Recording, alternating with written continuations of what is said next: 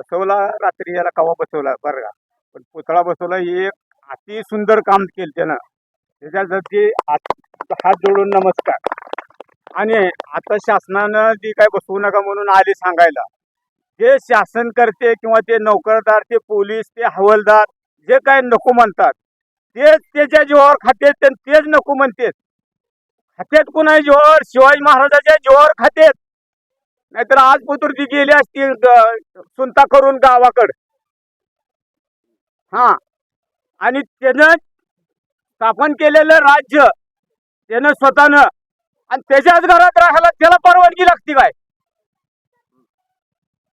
त्याचंच घर आहे की महाराष्ट्र घर, ही शिवाजी महाराजाचं घर आहे वैयक्तिक त्याच्या स्वतःच. आणि त्याच्या घरात राहायला परवानगी शासनाची कोणाची काढायची तर काय गरज आहे? आणि कुणी अडवायची तर काय गरज आहे?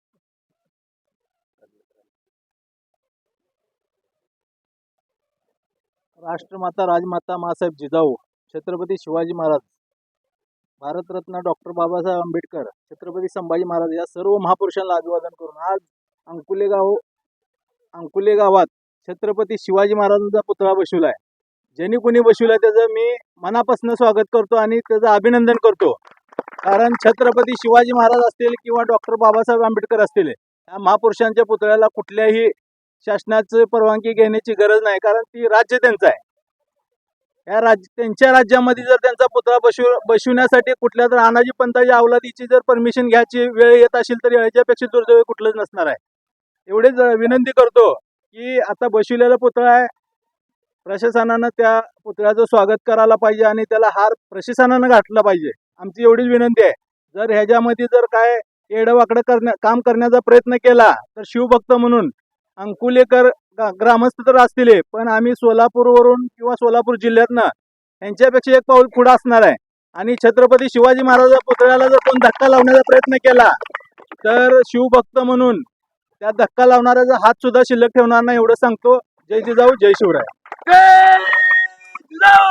जय शिवराय. तुमचं आमचं नातं काय? पाटील, या पुढील कायदेशीर बाबींच्या पूर्तता कशा पद्धतीने आपण? नाही, आता प्रशासनाबरोबर आणि पोलिसांबरोबर आमचं बोलणं झालंय सर्वांबरोबर की जो पुतळा अचानकपणे रात्रीच्याला गनिमी काळा करून आमच्या शिवभक्तांनी बसवला त्याच्याबद्दल आम्ही सर्व जाती धर्मातले 12 पगड जातीचे आणि लोक आम्ही ह्या गावात गुन्हे गोविंदांना सर्वांचा आम्हाला आमच्या गावकऱ्यांचा पाठिंबा आहे त्या शिवभक्तांना. आणि इथं दिलेला जे पुतळा आहे ह्या ठिकाणी राहील. आणि जे काय शांततेच्या मार्गाने आणि जे काय शासनाचे आदेश असतील ते आम्ही बी त्यांना जे काय कागदपत्र असतील ते द्यायला तयार आहे. त्यांनी बी आम्हाला सहकार्य करावं, आम्ही बी त्यांना सहकार्य करतो. पण हा पुतळा या ठिकाणीच राहील. या ठिकाणी दुसऱ्या ठिकाणी आम्ही पुतळा हलवणार नाही. पोलीस प्रशासनानं आम्हाला एक विनंती केली आहे की आज संध्याकाळी 6 वाजेपर्यंत तुम्ही जरा कुठं साईडला वगैरे पुतळा घ्या, पण तो पुतळा साईडला ते कुठला घेता येणार नाही. आमचा बलिदान माच चालू आहे. छत्रपतींच्या संभाजीराजांचा बलिदान माच चालू आहे. आम्हाला इतके दिवस छत्रपतींच्या वेदना माहित होत्या, पण आता आम्हाला या नेटवर्कमुळे आणि या सर्व मीडियामुळे आम्हाला राजांचं किती हाल झालेत. आमच्या डोळ्यामध्ये पाणी येतंय आता सध्या मला बोलताना. त्यासाठी बलिदान मास होतो तर ह्या ठिकाणी पुतळा जरा सुद्धा आम्ही हलवणार नाही. आणि नंतर तोपर्यंत आम्ही परवानगी काढून पण ह्या ठिकाणी पुतळा बसवू. पुतळा हलणार नाही. अंकोली गावात ज्या शिवभक्तांनी आज छत्रपती शिवाजी महाराजांचा पुतळा बसवला, मी प्रथम सोलापूरच्या वतीने त्याचं मी अभिनंदन करतो. आणि ज्या छत्रपती शिवाजी महाराज, छत्रपती संभाजी महाराज म्हणून आम्ही स्वाभिमानाने आज इथं आम्ही जगतो, त्याच महापुरुषाच्या जर पुतळ्याला जर प्रशासन विरोध करत असेल तर ह्या महाराष्ट्रातला सगळ्यात हे दुर्दैवी गोष्ट आहे. आज महाराष्ट्रात आज मुंबईमध्ये अधिवेशन चालू आहे. मुख्यमंत्री देवेंद्र फडणवीस यांना आम्ही आपल्या माध्यमातून आम्ही निवेदन करतो, राजमाता जिजाऊ श्रीमंत शहाजीराजे छत्रपती शिवाजी महाराज, छत्रपती संभाजी महाराज यांचे पुतळे प्रत्येक शहरात, तालुक्यात, प्रत्येक ग्रामपंचायतीमध्ये बसवण्यासाठी आपण तिथं ठराव मंजूर करावा. जर हा गावातला जर छत्रपती शिवाजी महाराजांचा पुतळा जर प्रशासनाने हात लावला तर सोलापूर शहरातून हजारो शिवभक्त या गावात येऊन आंदोलन करणार. असतील धर्म, लाख असतील जाती, सर्वांना एकत्र गुंफणारा एकत्र राजा शिवछत्रपती. जय जय शिवाजी. आज या ठिकाणी अंकुली ग्रामस्थांच्या वतीने माझ्या शिवभक्तांनी या ठिकाणी छत्रपती शिवाजी महाराजांचा या ठिकाणी पुतळा या ठिकाणी अर्धकृती पुतळा या ठिकाणी उभा करण्यात आलेला आहे. त्या ठिकाणी प्रशासनाबाबत आमची सगळी चर्चा झालेली आहे.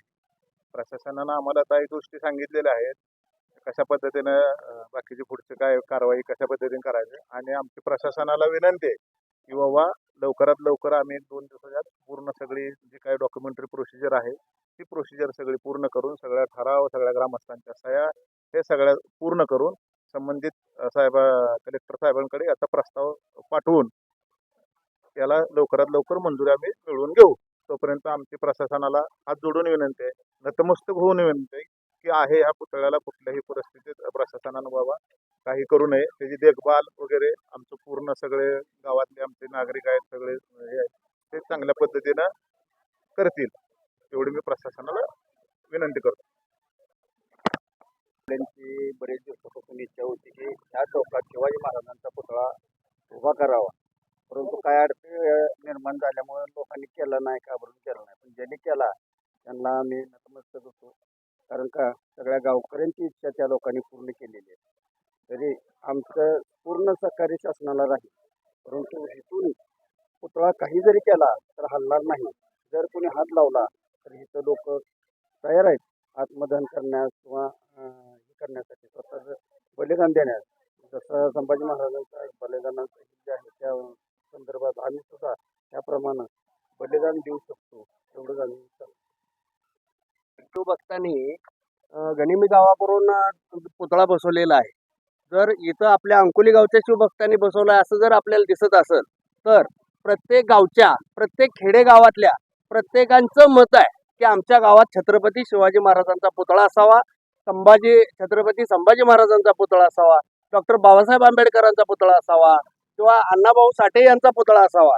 प्रत्येकाची इच्छा आहे, परंतु या सरकारनं लावलेल्या अटी शर्ती ह्या सगळ्या पूर्ण होत नसल्यामुळं हे सगळं खरं तर लोक अशा पद्धतीनं चाललेले आहेत. खरं तर सरकारनं या गोष्टीकडं खरं तर गांभीर्यानं लक्ष देऊन परवानगीचा जी काय अनेक त्रुटी आहेत त्या ती पूर्ण करून सहज पुतळा बसवता येईल अशा पद्धतीचं नियम काढून खरं तर या सरकारनं सगळ्या गावोगावी पुतळा बसवण्यासाठी परवानगी द्यावी अशी मी आत्ताच अधिवेशन चालू आहे सगळ्या 288 आमदारांना विनंती करतो की तुम्ही हे सगळ्यांनी आवाज उठवावा आणि थोर पुरुषांचं जी पुतळे आहेत गावोगावी ज्या ज्या गावच्या लोकांची इच्छा आहे त्या त्या गावच्या लोकांना बसवण्यासाठी सहज परवानगी मिळावी अशा पद्धतीचं तुम्ही तिथं मत मांडावं.